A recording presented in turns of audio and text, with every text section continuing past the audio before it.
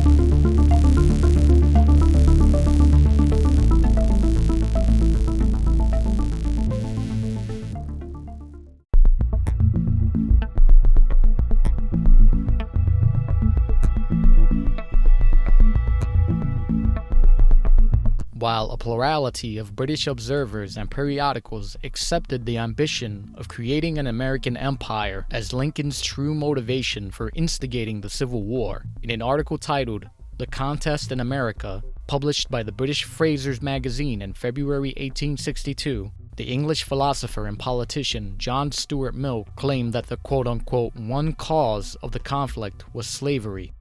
The only problem was that the premises on which Mill's arguments were based were complete fabrications.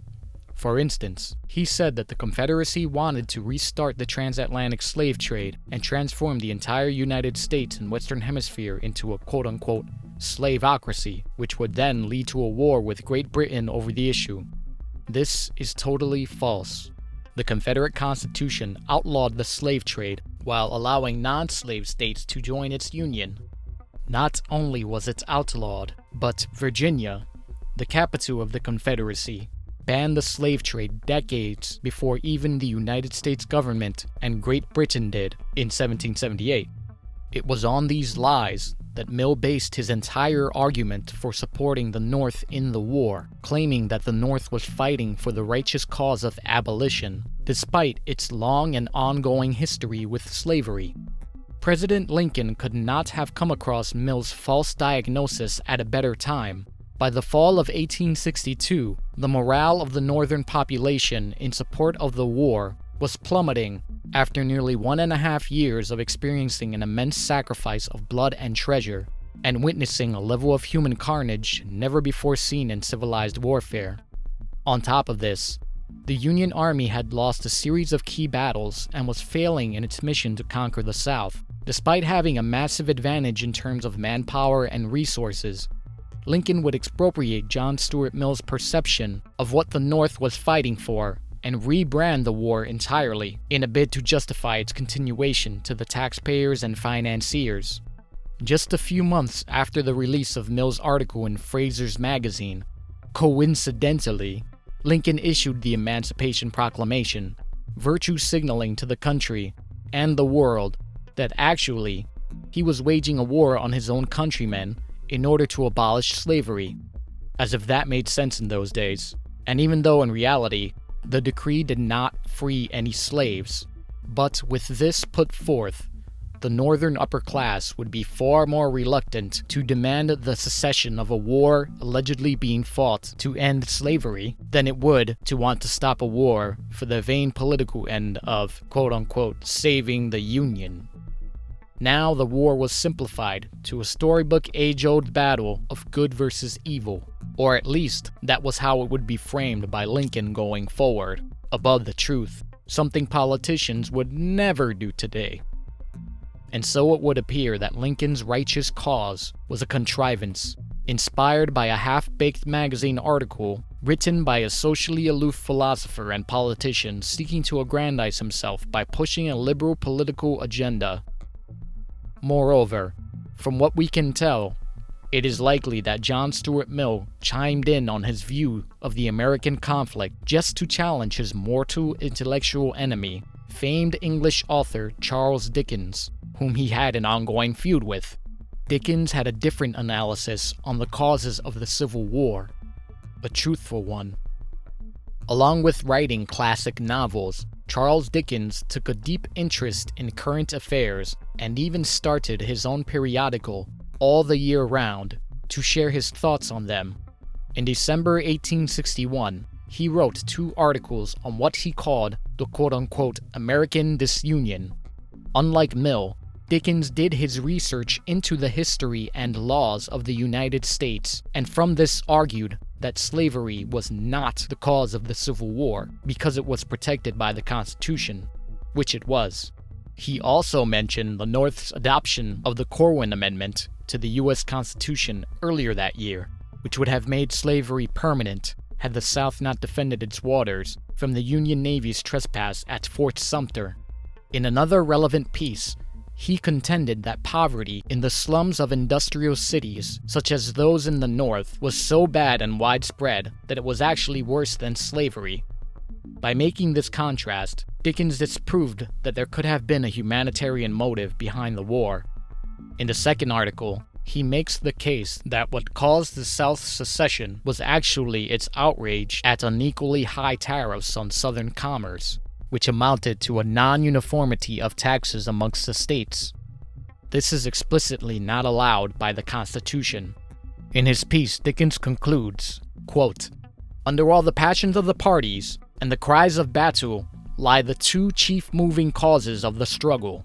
Union means so many millions a year lost to the South. Secession means the loss of the same millions to the North. The love of money is the root of this, as of many, many other evils. The quarrel between North and South is, as it stands, solely a fiscal quarrel." Close quote. All this is to present the case that ultimately it was the propagation of good political optics for Lincoln, which was the intention behind issuing the Emancipation Proclamation, and not benevolence towards slaves. The proclamation would serve 3 main purposes. The first, as discussed previously, was to inspire slave uprisings in the Confederacy, which would divert resources and manpower from its fighting force if successful. The second, as mentioned, was rebranding the North's cause in the war into a moral crusade palatable to the Yankee intelligentsia, rather than the real political one, which would mitigate resistance to it. The third, and far less known yet perhaps most significant reason, was a diplomatic one. On November 8, 1861, the Union Navy seized a British ship named the RMS Trent while it was transporting 2 Confederate diplomats to Europe, and arrested them, igniting a diplomatic crisis that would be known as the Trent Affair. The British public and government were outraged by the news of President Lincoln's transgression. The detaining of passengers sailing under the flag of Great Britain was an illegal act of aggression and disrespect to the world's greatest empire of the time, and it threatened to fan the sparks of tension into flames of war between the United States and its former colonizer. The British demanded that the 2 Confederate officials taken prisoner be released immediately. Meanwhile, many in the British public cried for retaliation, calling for Great Britain to enter the American Civil War on the side of the Confederacy, to put the Yankees in their place. Lincoln was faced with the dilemma of either giving in to the British demand of releasing the 2 Confederate prisoners and apologizing for the incident, or face a potential war with Great Britain, who would in all likelihood be joined by France. Both empires desired to regain a territorial foothold in the United States.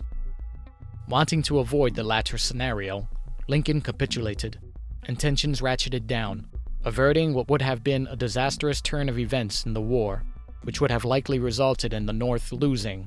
But the close call left Lincoln fearing the fatal possibility of the European powers forming a military alliance with the Confederacy against him in the future.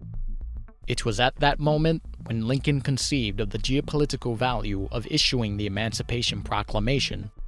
Not only would it rebrand his failing military effort domestically and attempt to inspire slave rebellions in the Confederacy, but making the war about ending slavery would also turn public opinion in Europe against intervening on the side of the South, because they found slavery unsavory, and Great Britain abolished it throughout its empire 30 years earlier, being the first civilization in history to do so. It was quite the clever move on the part of the slick corporate lawyer from Illinois, but it did not come without a downside. The Yankee-written public school textbooks tend to not mention that when Union soldiers learned that their new proclaimed mission in the Civil War was ending slavery, a crisis of morale took place within the ranks, and Yankee desertions became a major problem.